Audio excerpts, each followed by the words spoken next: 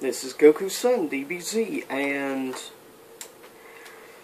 this is a special video. I've never done one of these before, a discussion/review, and yes, there will be spoilers. And this is a discussion review on Batman v Superman: Dawn of Justice, which I just saw about 30 minutes ago. Just got home. So I want to give my first impressions on the movie. Now, I may have to see it a second time so I can get a better overall feel for the film.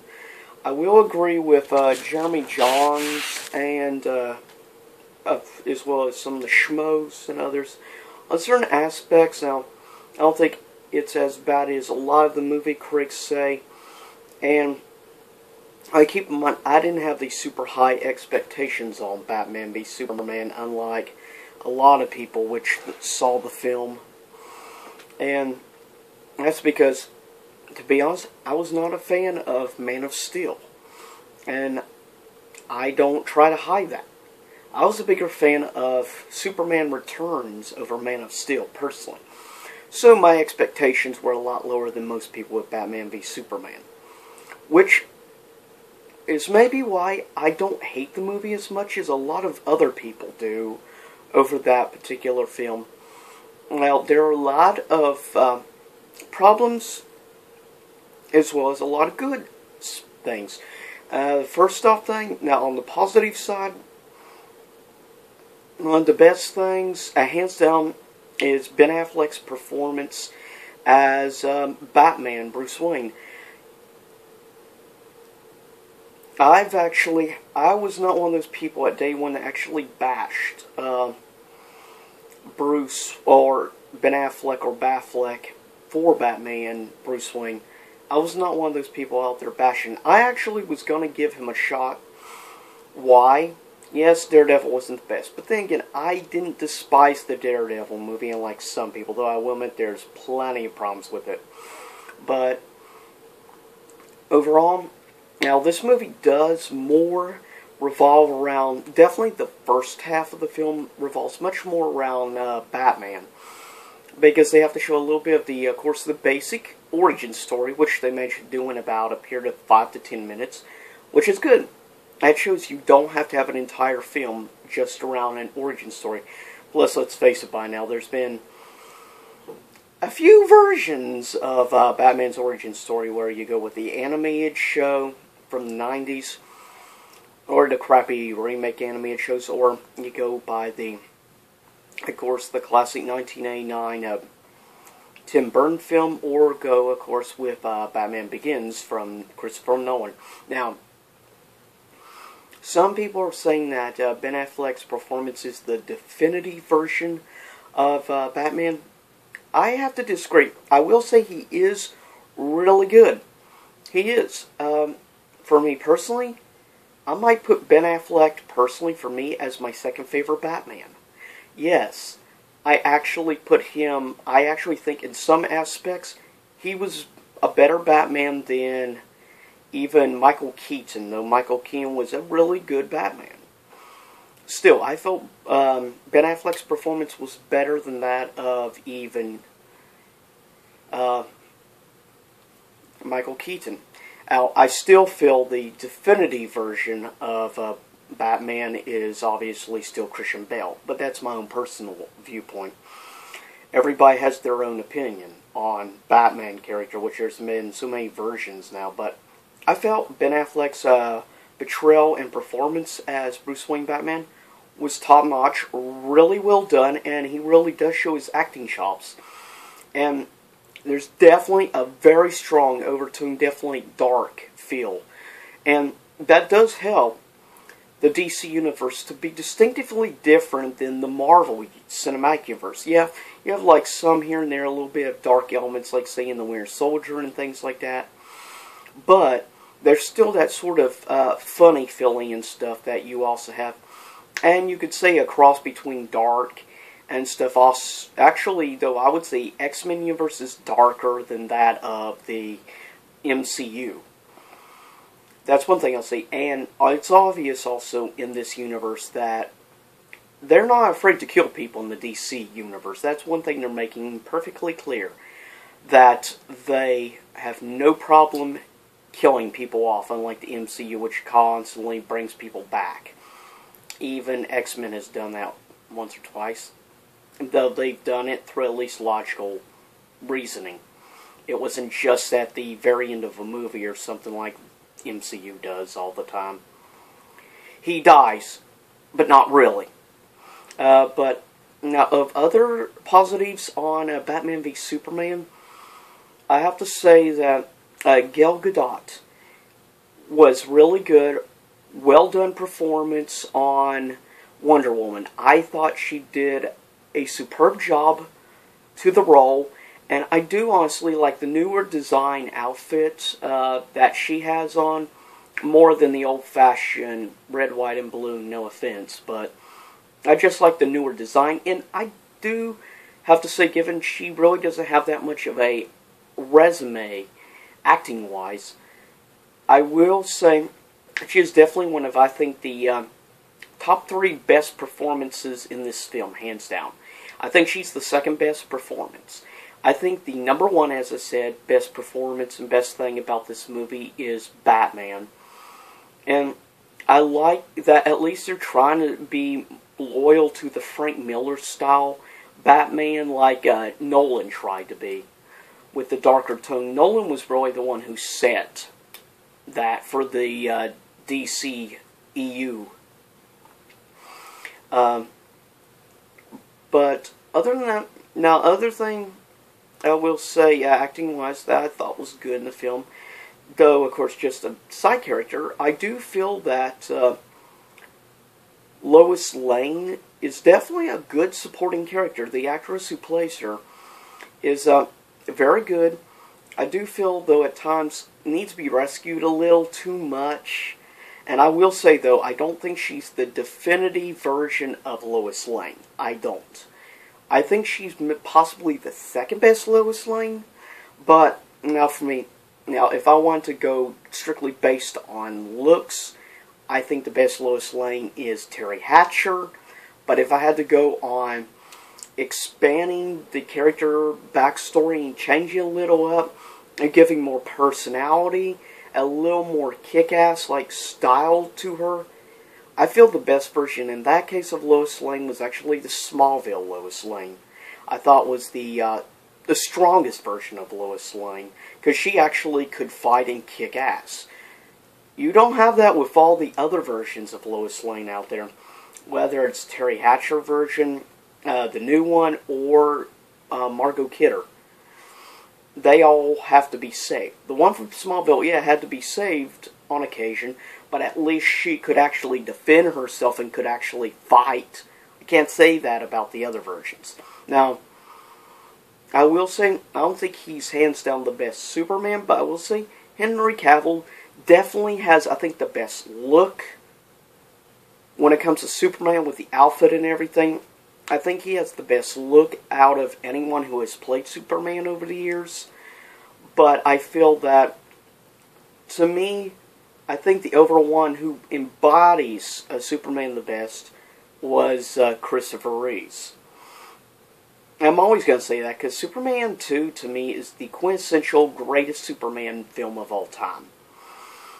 But, of course, this is not a Superman movie. This is more or less a culmination and, of course, the beginnings of the Justice League. And you will see very brief cameo of not really talking or anything, but you get to see sort of a little bit of the creation. You see a bit of a cameo, the debut of what possibly Cyborg will look like. You also see a very short piece cameo of also Aquaman, which I enjoyed. The little tiny, like 5-10 second cameo they did with him was done well. They did a twice-piece cameo involving the Flash. And I'm actually kind of digging the look of the guy who's going to be the Flash from what the 2 pieces I saw him in, particular 1 piece. And I'm definitely kind of looking forward, though I don't think he's probably going to be as good a Flash as the TV show Flash, but we shall see. I'll give it, since I do like the feel, and I'm definitely looking forward to this new version of Aquaman, which we'll see. Speaking of, there are like 2 or 3 dream sequences in this film. 2 of them revolving around Batman. Now, as I said, this will have spoilers in this discussion. Now, you do see the Omega symbol, of course, which is the symbol for Darkseid. And if you look in the library of Lex Luthor, he has like a picture it's showing like Michael, like casting Lucifer out of hell. But at the end of the film, you see it turned upside down where it shows like Lucifer casting instead looks like Michael out of heaven. So that's interesting, and that makes sense given we're seeing the setup for Darkseid, because they said that the 2-part Justice League film will revolve around Darkseid. So, of course, you have a lot of stuff like leading up, obviously, to the soon debut of Darkseid, which I am actually kind of interested. Now let's get to some of the negative parts of this film. First, I want to say there are at least 2 or 3 particular periods in the film that there's a lot of pacing issues, I feel, with this movie. Because it feels kind of choppy the way they edited the footage. It feels like the cussing, and like another scene begins, it feels like maybe it could have already been like halfway into the scene or something, and they cut a few minutes too much out. Now, of course, some of these scenes will probably be expanded on with the extended director's cut version of the film, which will be on Blu-ray, which they said will have 30 minutes of extra footage added, and will be also rated R, because there'll be a little bit more intense violence scenes. And I will say, overall, as I said, this film is very dark. It's not, even though it's PG-13, it's really on the edge with some of the fight scenes and stuff. Definitely on the edge between PG-13 and rated R. There really is. The violence is a little more than you see in a lot of the Marvel movies. I will say that much. Except maybe Deadpool. But that's, well, 20th Century Fox. Anywho, but yes, lots of pacing issues and a lot of, I think, mistakes in the editing department. Not the best well done. I think Zack Snyder could have done a little bit better job with the pacing and the editing. Now, on the other negatives, yes, I'll talk about the big elephant in the room. Oh my goodness. Lex Luthor was really, really bad. I kind of liked him better when he tried to be the joking side instead of trying to be the big bad guy, like at the very end of the film and stuff. I mean, I can't take him seriously, especially with the shaved head. He looks like freaking Adam Sessler, formerly of X-Play Game Reviewer. He looks nothing like Lex Luthor. For goodness sakes. Of course, I didn't like the Lex Luthor in the Christopher Reeve movies, to be fair, though he was still better than this. I think of the movie version of Lex's, I preferred the Lex from Superman Returns, to be blunt. Though he was very cartoony. But to me, the quintessential defining Lex Luthor is Michael Rosenbaum of Smallville. The 7 years he played Lex freaking Luthor. He is the definition of Lex Luthor. He made that role his own, surpassed anyone else. He should have been Lex in this movie. I'm going to say that right now. He should have been made the freaking Lex Luthor in this movie. Not the piece of, excuse my language, but the piece of shit idiot they chose for this movie. He's a pathetic excuse for Lex Luthor. He just doesn't embody the evil, the intelligence factor right. I mean, yes, he tries to show like he's intelligent and stuff in the film with quoting about things with Greek gods, mythology, and things of that nature. Okay, I could see him being more like a henchman of Lex than actual Lex. he just doesn't have the right look for Lex Luthor. I think that is the biggest mistake on Zack Snyder's part, was having him casted as Lex Luthor. And yeah, technically, overall, build-wise, obviously, he tries to fix it and set it up so either Batman kills kills Superman with the kryptonite, or Superman kills Batman because Lex Luthor kidnapped Martha Kent. So that way he would kill Batman, and that's in the end what ended up leading to that big fight scene, which, by the way, was a really good, really well done fight scene. I actually would have to rank this possibly in the top 5 best fight scenes I've seen in any comic book movie ever of all time. That is one of the best parts of the movie, other than the whole story arc part with Batman, which he does shine throughout this movie. He's the best part of the movie, and second best part is Gal Gadot as Wonder Woman. She was incredible, and I'm very much looking forward to the Wonder Woman film next year. I'm looking more forward to that than possibly Justice League. But I do look forward whenever they end up announcing a Ben Affleck solo Batman film. Also, I want to say quickly, before I get back to Lex, casting choice they had for the part of Alfred, well done. Very, very good. Not as good as Michael Caine, but still an incredible one. And I'm kind of biased also because he did voice my favorite Disney animated villain of all time, Scar. But yes, good casting choice there. Most of the casting all around, 90% solid and well done for this film. But Lex Luthor was the biggest mistake of this entire film. The worst part of this film, hands down. Just because of how bad he was in this film. And now let's get to the second thing. The second worst part of this film. Doomsday. Doomsday looks like crap. The whole design stuff, nothing like the comic book Doomsday. And yes, I never really read much the Superman comics, but I did read The Death of Superman. That's one graphic novel I can say I have read and have in my own collection.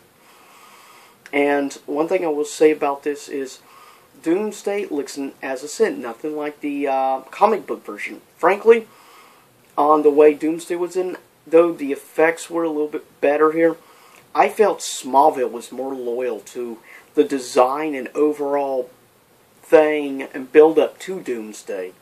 I didn't like at times some of the teenage drama in Smallville, but you have to take sometimes some of the good. I mean, a lot of good with some of the bad. That's the way, though at least Lana was not in the whole thing, Lana Lang.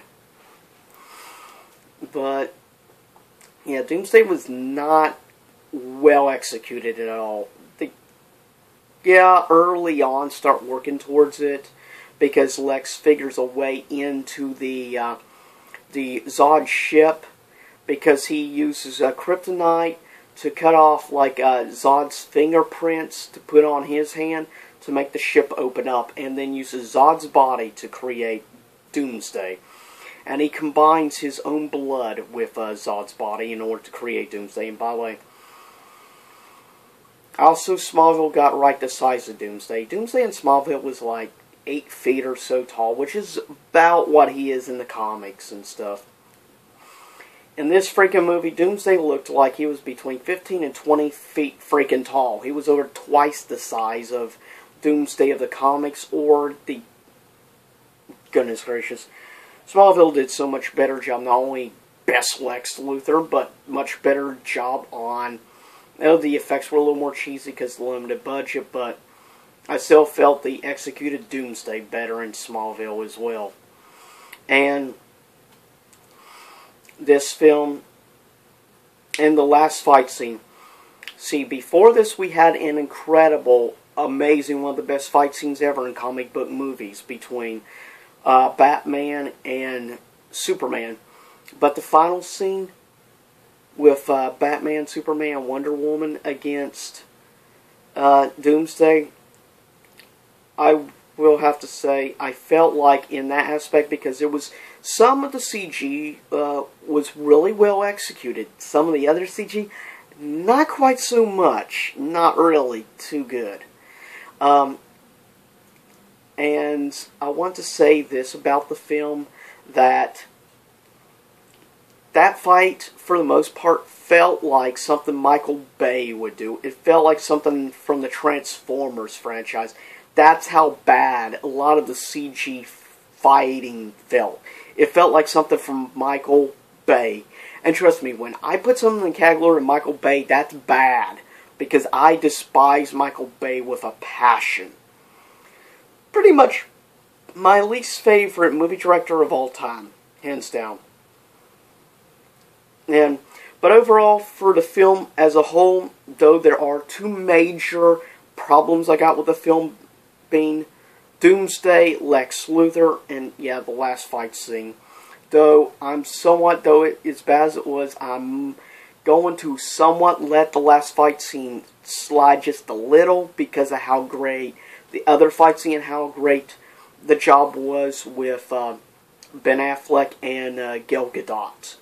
And for the most part, Henry Cavill does a good job. And I felt the actress, as I say, of Lois Lane did a good job too, overall. But just because, though, the positives outweigh the overall negatives in a full. And yes, the way they ended it is like Superman's dead, by the way. To be, I guess, somewhat loyal to comics, but you have Superman and Wonder Woman talking about trying to get in touch with these other people with special abilities to put a group together, and at the end of the film, Lex mentions, like, the dark is coming and stuff, and it shows that scene, you know, with Lucifer and stuff, and those scenes and stuff in the dream with Batman, you know, revealing Darkseid's coming. And that's why they need to put the group together. And the way they end at the very end of the film, it shows like a little bit of dirt falling on, in the 6 feet down, the thing of Superman, his coffin, and it like shows it slow down and then cut off to credits. And by the way, if you're planning on staying after the movie, if you haven't seen it yet, don't stay after the movie. There's no post-credit scenes, because this is not Marvel or 20th Century Fox. 20th Century Fox has learned that from Marvel, to do like post-credit scenes. Even Sony learned to do it with Spider-Man. But that's something you're going to see more from the Marvel properties, not from the DC properties. So don't expect any post-credit scene. Just to let you know. Now, this is overall my opinions. Now, I'm going to give my final ring, but before I do, I'm going to tell you like what I would have given overall the first movie, Man of Steel, since I didn't like it that much. I would have given Man of Steel probably a 6 out of 10. I guess that's still somewhat decent, but that's sort of like a common movie. It means it's not didn't make a really good impression overall on me. Getting about a 6 out of 10. This film, I give this movie maybe a 7 to possibly a 7.5 out of 10, maybe around 7.5 out of 10. Now, if it wasn't for Lex Luthor or something, this movie, Lex Luthor and Doomsday, this movie probably would have gotten around possibly a 9 out of 10 or something, but because of Lex, that's why it doesn't really get much higher than really 7 or 7.5 out of 10. I mean, it's still a positive overall. If you like Batman movies and stuff, you're going to enjoy this movie, to be honest and blunt. You will enjoy this film, because Batman is executed very well. Ben Affleck does a great job as Batman, as well as Gal Gadot does an incredible job as Wonder Woman. As I said, I'm very much looking forward to the Wonder Woman film. But yeah, my final verdict is I'm going to give this a 7.5 out of 10. And, oh, quickly, since I never mentioned Deadpool, the Deadpool movie, I would have given a 9.5 out of 10 because of how incredibly well done that film was. It was just insanely good. But anyways, leave a comment below. Tell me if you want me to do any more possible discussion / reviews on any other movies in the future, being this is my first one ever. I may see, as I said, this movie again, just so I can get an even better picture and pay more attention to certain details I may have overlooked the first time. I do that sometimes with movies, so I can get even like a little bit better picture and notice things possibly I didn't notice the first time. Because that was the case with like with other films like Age of Ultron last year and Ant-Man. I noticed details I didn't see before. So I'll probably do this again with Man of Steel. Batman v Superman again. But leave a comment below, as I said. Like, subscribe. Please tell me what you think. Follow me at twitter.com/GokuSunDBZ as well as googleplus.com/GokuSunDBZ. I'll see you soon enough. Same YouTube time, same YouTube channel. And let me know if you want me to do any more movie reviews. And if so, what movie review? And I'll tell you what. Tell me, I'll do a comic book movie review, superhero movie review, on whatever I get a comment on, at least one comment or more than one comment asking me to do, I'll do it. So, just let me know. What movie do you want me to discuss and review? And I'll see you soon enough here again. And I hope you have a good week and a good upcoming April. See you soon.